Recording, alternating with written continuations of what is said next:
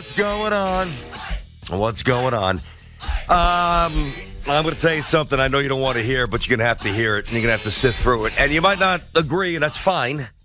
I already know you don't. Julius Randle should stay.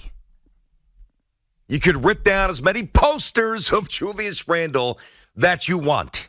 All right? You can tweet, you can scream, you can rant, you can rave. Julius Randle's one of the best performers in this city. And don't get me wrong, he drives me nuts. He drives you nuts. Unpopular opinion, fine. The low-hanging fruit is to dismiss somebody who's done something for this franchise that basically, outside of Ewing, nobody else has done. All right? And that has had multiple seasons of sustained excellence. And this is how we treat Julius Randle. So this year, he's one of the 15 best players in the NBA, as voted upon by people who have no fandom. All right? No, they're not fans. They're media, whatever. And a couple of years ago, he was voted to be one of the top 10 players in the NBA. Julius Randle. Twice All-NBA. I get it. He's frustrating. He's a tough one to crack, man. The body language, the penchant for the turnovers late, it drives me nuts as well. But if you think you're getting better than Julius Randle, I don't think that you are. I don't. I think that what the Knicks have to do here is something that they have not yet shown the ability to do, and that is to make an amazing trade. All right? Because if they can make the right trade, and I don't mean with Julius, you keep him. But if you can make the right trade and get the right guy in here and get rid of the dead weight, which they will, the Fourniers, the Roses, etc. No disrespect, D-Rose or Fournier. Get rid of those guys and bring in somebody who, when Randle is starting to Randle, can sit, meaning Randle sits. And he sits the rest of the game if he has to. Knicks don't have that option now. He's got to go back to him. As much as it crushes us on one of those nights, when it's not going for him, not going well, not going right. And we got to sit through it, slow to recognize the double, dribble into traffic, trying to force a handoff to Mitchell Robinson. That's hard, okay? I get it. Sucks. What are they doing next season if they get rid of Julius Randle? Can somebody answer that? Because Mitchell Robinson, if he doesn't dunk, he still can't score. All right? All these years later, he's not an inch more refined than he was 3 years ago. A little bit thicker, a little bit stronger, a little bit tougher. Same offensive guy, which is pretty much a zero. All right? Love Josh Hart, and he's going to stay. But you saw the weakness shooting the ball exposed the more he was asked to do. R.J. Barrett, I think he acquitted himself pretty well these playoffs here. He answered some questions, but still not a shooter. So, we could go all morning, all afternoon, all night, and we can go in circles, and we can twist this and contort this a million different ways. Julius Randle should stay. He should stay in Nick. Now, I'll tell you this, if I'm Julius Randle, I'm not so sure that I want to stay in Nick. Ripping down the guy's poster at the guard. What are we doing, man? Guy averaged 25, 10, and 5. That's what we're doing? I don't know. Just as a quick aside, did you guys see the tweet from the NBA on Saturday morning? The gall.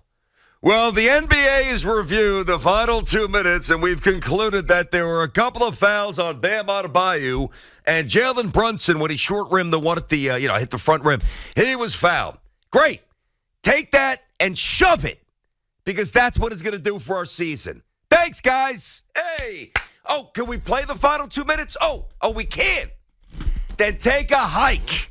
Take your stupid reviews and get lost. I don't know why the NBA does this. Who are they trying to placate? They're not changing anything. No kidding. So you're acknowledging what we all knew in real time. Foul on Bam. Foul on Bam. Brunson got hacked. Put him at the stripe. That drives me nuts. Stick it, NBA. That's what you can do with that. Stick it. I just had to get that out of my system. That was bothering me all week. I saw that Saturday morning. I said, are these clowns kidding me? Are these clowns serious with this tweet? Oh, my God. So that's the story. The season has come to an end. And listen, I mean, it's been a ride, man. The thing that stinks is that and I know, and we know, the Knicks should be playing for the right to go to the NBA Finals. They should be. Not because of the calls. That's part of it, whatever. But yeah, they're a shooter away. They're a shooter away. So you want to bring in a shooter, which they obviously will, and you want to get rid of Julius Randle, who is a shooter. That doesn't make sense to me because then they're right back where they were pretty much this year. Now, I'm not saying that there aren't shooters out there who are better than Randle. Of course, he's a little streaky, but I don't know, man. I get it. His emotional volatility, he's got to check himself. Or the Knicks have to check him, from their perspective, which they haven't done yet. And it's festered and it's grown. And we've gotten to this point now where here we are at the intersection of the Randle era with the Knicks. And I already know you want him gone. I got it. 25, 10, and 5. And those aren't numbers because I think this happens often where you take somebody and, you prop up, well, the average so-and-so, like when the Kings were bad all these years. So-and-so for the Kings. Somebody's got to score. So it's not just that Randle puts up numbers, but he's efficient. He's efficient. The problem here is that Thibodeau has no option. What are you going to do? All right, Toppin showed us, and he hit those 2 threes, which were, awesome in real time. What was it? They jumped out to a huge lead, the exact script that you want. But, there's too many holes in Toppin's game. There just are. I'm sorry. He's not refined enough. Barrett still can't shoot. So you can scream all day, sit Randle, ship him out. What's the option? What's the option? And, listen, you can't tell me anything's better than Randle because that shows an alarming lack of depth. The guy's good. Now, he ain't perfect. Name one New York athlete who is, besides Jalen Brunson, really. That's the irony. His teammate, who's perfect. Not Saquon, got hurt.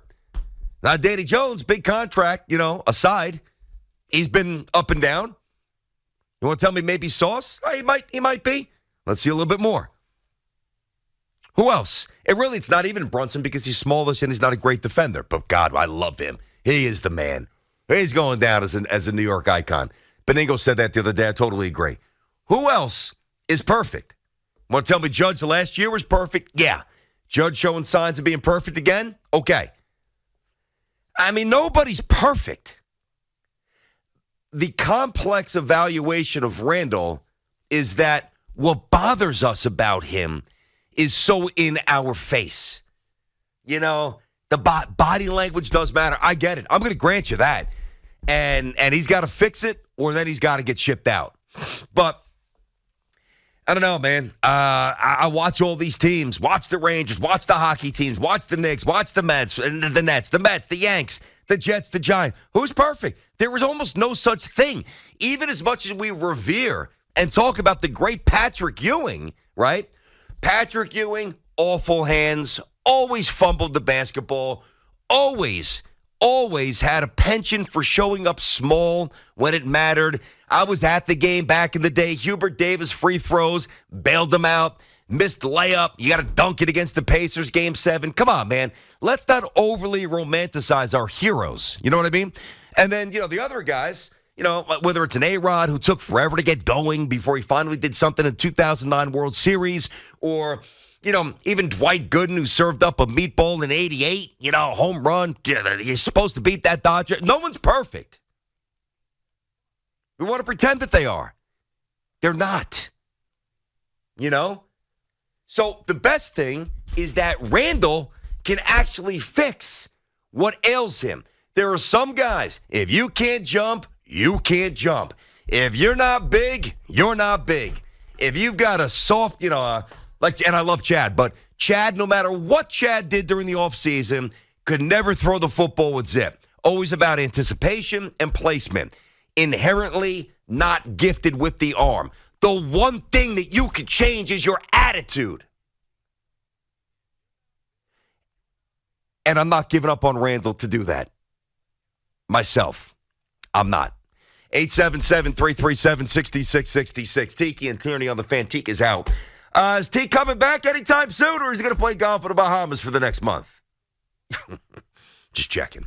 All right, let's get to you, see what's cooking. How about, let me get Sean in Whitestone. Sean, what's happening, bud? How you doing today? Hey, Tierney, thanks for taking the call. Appreciate it. You got it. Yeah, so, I get what you're saying. I don't know what the exact package is or what you could get for him. I haven't looked into it. I know it's hard with the contracts and all that stuff. But, I personally have seen enough of Randle myself. There was no reason for him to lose that game on Friday. And it wasn't just Randle. Barrett played terrible. Mitchell got bodied all series. Mitchell doesn't know how to play basketball sometimes, it looks like. But, yeah, I think I've seen enough. When a guy plays that kind of attitude and shows he doesn't want to be here or just gets that turned off when his shot doesn't fall, it's frustrating to watch, man. I think I don't know what exactly it is, but there's better out there, and I think they got to look to explore that. Yeah, but hold on now, Sean. Let me push back a little bit, buddy. And I got you. I think that your thoughts will represent most here. I get that. I respect it. I'm going to push back. I don't agree. But when you say that there's more out there, you got to be a little more specific, because I can tell you this. There's not 25, 10, and 5 out there who's in his prime. That's not out there. No, but I get Obi's game isn't refined. I agree with what you said there, but It showed Obi when he got to play those minutes, when he was playing over 30 minutes a game, when he had to, he was scoring 25 a game. He needs to work on a lot of things with his game. I agree with that, but it shows that you can find a guy that can get your points, and if you play hard and with energy, you can get 20 just by playing hard half the time in this league. Well. Effort in the NBA matters during the regular season, Sean. That's fair. That's why I think the Knicks a couple of years ago, Tom Thibodeau's first season, they were able to change the culture so fast. And quite frankly, that's why all the Tom Thibodeau's teams can do that, because he comes in, he demands accountability, night-to-night integrity, value the basketball, get back on defense. And in the NBA, when half of these guys, don't really want to play half the time, that's going to work, and that's going to propel a downtrodden team to respectability. But in the playoffs, where everybody plays hard, everybody's engaged, there's a night-to-night, emphasis on stopping certain things, which then obviously puts the onus on the other coach to have a subset off of that, because you just got to anticipate that, elite coaching. Just deeper teams, better organizations. The effort, that's expected. The engagement, that's expected.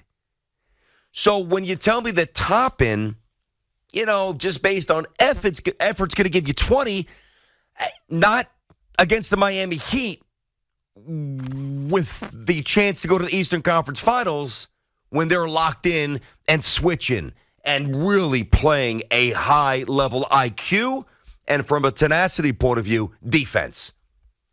Because I still don't see any real moves from Obi Toppin. Don't get me wrong. When he buried those 2 threes early, I was like you, going bonkers. I'm like this. It felt like this was our win. They were destroying them. Barrett was getting to the stripe in the first quarter. Knicks were doing damage. Brunson was on a roll. It felt right. It looked right. But, over 6-7 games, is Toppin doing that? The answer is no. He's not. 877-337-6666. Let me get Jared in Woodlawn. What's happening, Jared? How you doing today, pal? Hey, good morning, dude. Thanks so much for taking the call. All right. I am halfway in the bucket and halfway out the bucket when it comes to Randall, because here's my thing, and you brought up Judge at the perfect time as an example. Randall is a top 10 to top 15 regular season player in the NBA. No one doubts that, just like you said, 25-10-5, 25-10-4, whatever it may be. Yeah. But in the postseason, just like Judge, just like Artemi Panarin, the Breadman, he goes silent, and it's not silence based off of production. It's silence based off of leadership. So when the last caller said, hey, listen, there's plenty of options out there, you're right. There aren't plenty of options to get on Randall's contract with the same actual point production. But just like we love Josh Hart, just like we love, Hartenstein, it may make sense to push back some offense and some craziness when Randall loses his mind for the aspect of a more team player, if that makes sense. And my second point about Randall is RJ and Randall cannot be on the floor together. RJ looks at him when he's playing with baby googly eyes.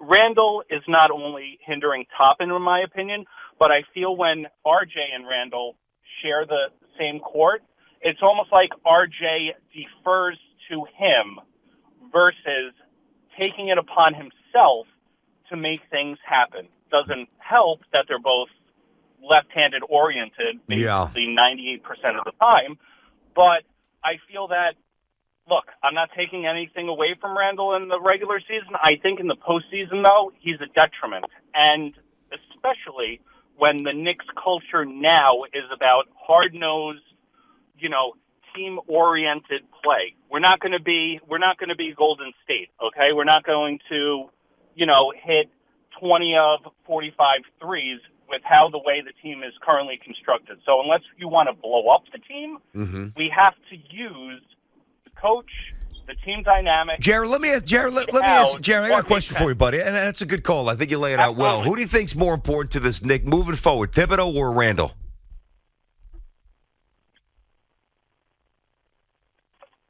Under the current situation now, Thibodeau, for sure. Randall. See, I'm going to challenge you on this. Now, hold on.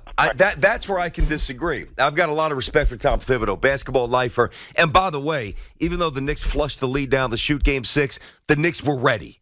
And to me, that is representative of a team, of a coach and a team that's locked in, and a team that obviously understands the urgency of the situation, but is well prepared, ready to play. Yeah, I didn't like some of the plays that were run out of a timeout, and we could quibble about that, whatever.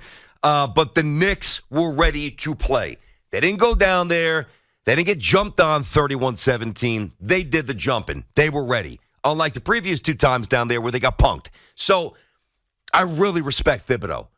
But I don't know how anybody can tell me that Tom Thibodeau's better at his job, if you could try to equate the two, than Julius Randle's at his. I mean, I don't see that. Now, you want to tell me that that Randle and Barrett don't necessarily mesh? Okay, I can see that based on, I get it, the way they play, right? Deferring a bit, as the last caller pointed out. But I could also make the case that the Knicks with Randle and another shooter, and then obviously everybody that they have, the key components coming back, and a new coach that would actually hold Randle accountable, is not only the better way to go, but the easier way to go. 25-10 doesn't grow on trees, especially if it's efficient. There's a lot of good coaches out there. 877-337-6666, Tiki and Tierney on the Fan.